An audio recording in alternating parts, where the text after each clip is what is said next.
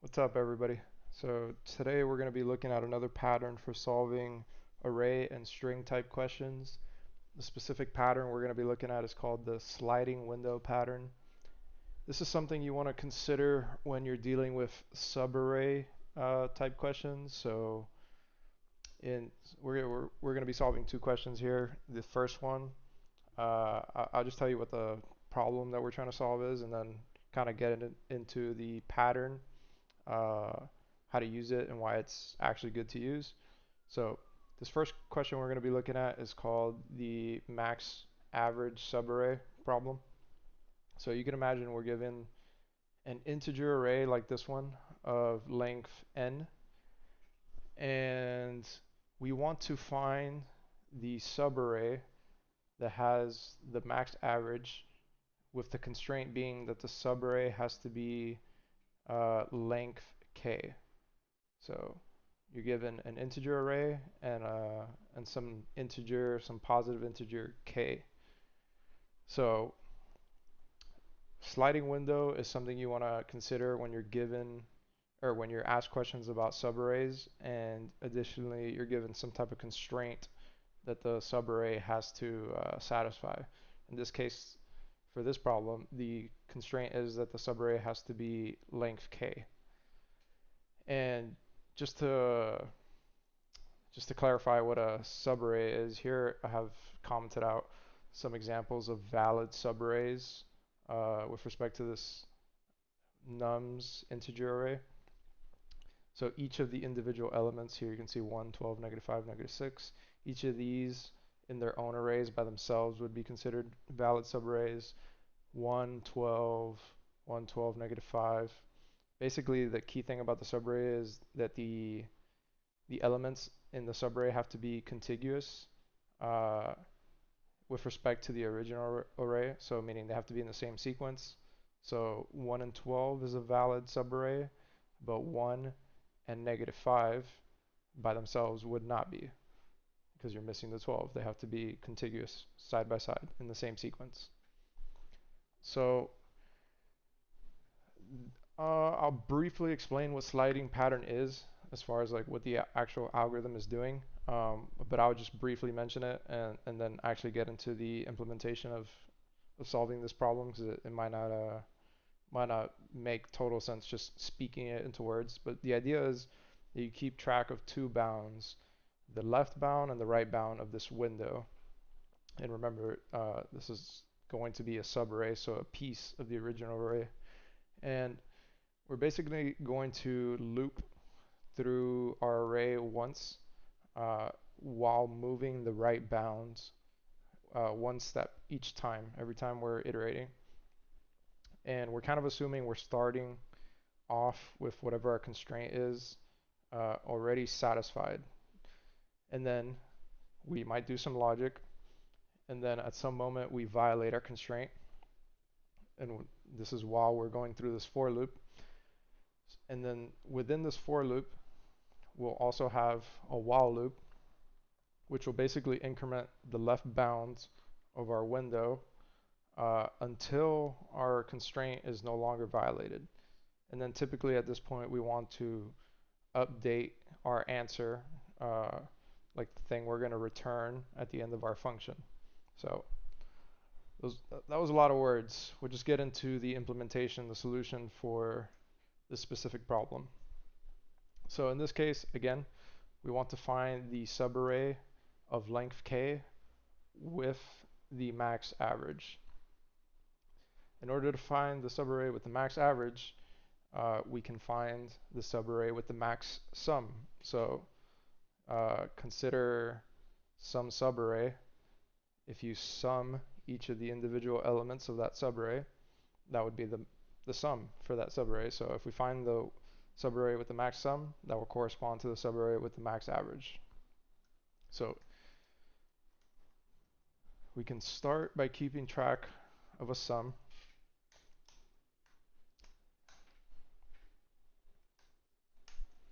And we're going to break up that for loop that I was talking about in two.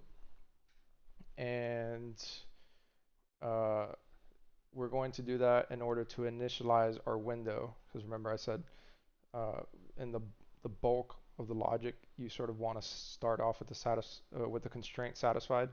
Right now, we do not have any subarray of length k, so our constraint is not satisfied. So what I'm going to do is I'm going to set the problem up so that we do start with a valid subarray. Excuse me. So we're going to loop k times.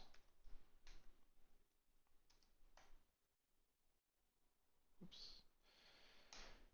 And we're going to keep track of the sum.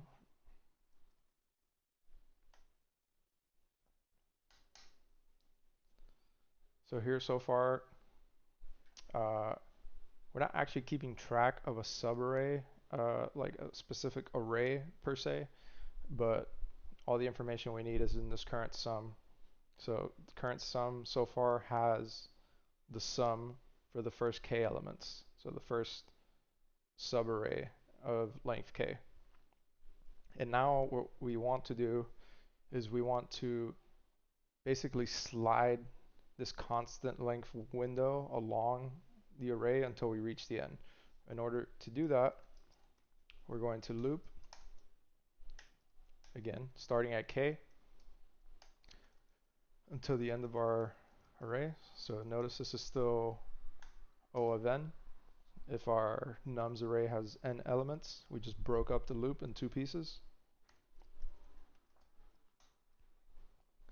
And as we add a new element to our window on the right side, we have to remove an old element on the left side. So current sum would be itself plus the new element we're adding minus the old element that we're removing. Oh, and I forgot to initialize something actually here. Max sum. We're going to say current sum. And here we're not actually doing that while loop that we talked about earlier, because as soon as we add one element to the right side, all we have to do to maintain our constraint is to subtract the element from the left side. So all that is already happening in here. But in general, for this type of problem, you would need a while loop. Just so happens in this case that we don't.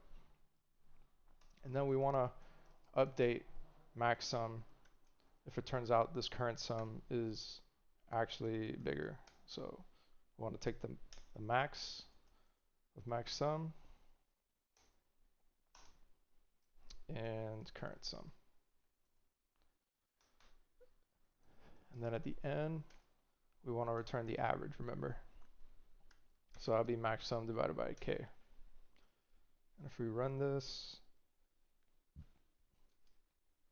tx node, max sum, what's it called? Max av.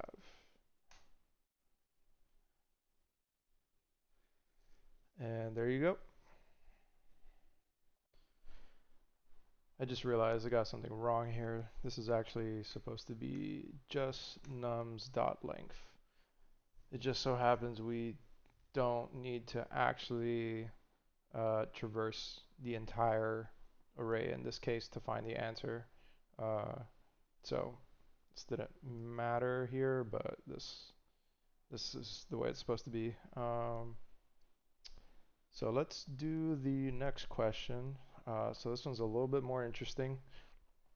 The problem we're going to be solving here is, imagine you're given a binary array, meaning an array of just ones and zeros. And what you have to do is find the subarray with the max number of ones where you can at most flip k zeros. So in this case, this would be the longest subarray where you can at most flip two zeros for this specific problem. So the the answer, the thing that you're actually trying to return, is how many ones does that subarray have? The one with the most ones, where you can flip at most k zeros. So again, we could use the sliding window pattern for this.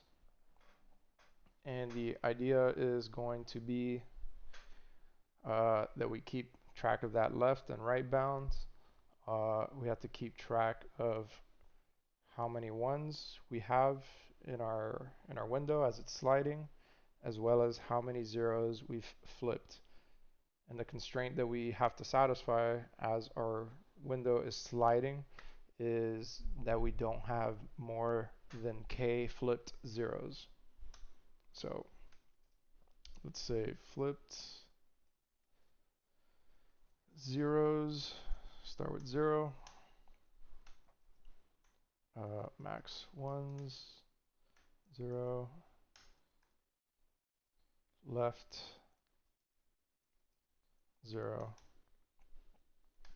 And we're going to keep track of our right variable in the for loop.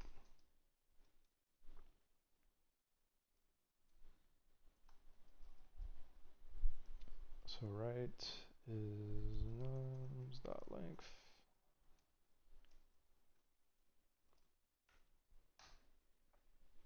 Right, so we have to check the elements that are coming into our window.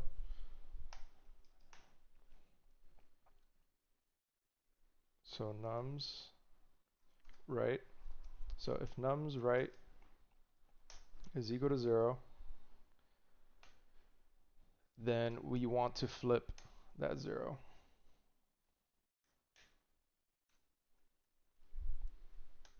Right?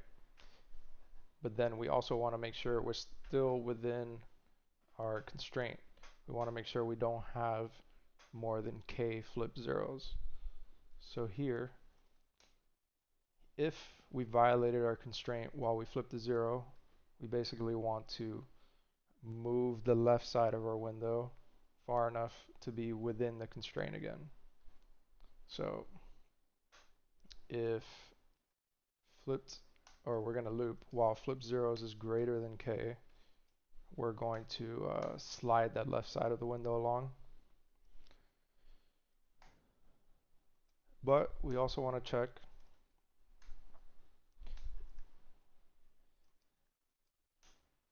if we're basically removing a 0 from the sliding window on the left side, then we want to make sure we account for that on our flip zeros.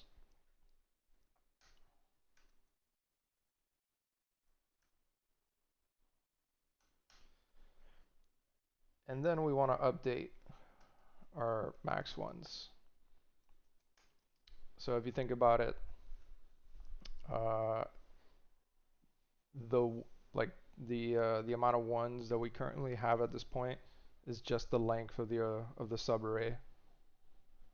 So whatever that length is, max. So max ones, or the length of the subarray. In order to find the length of the subarray, you could take right minus left. And since the array is 0 indexed, we have to add 1. And then we just want max ones.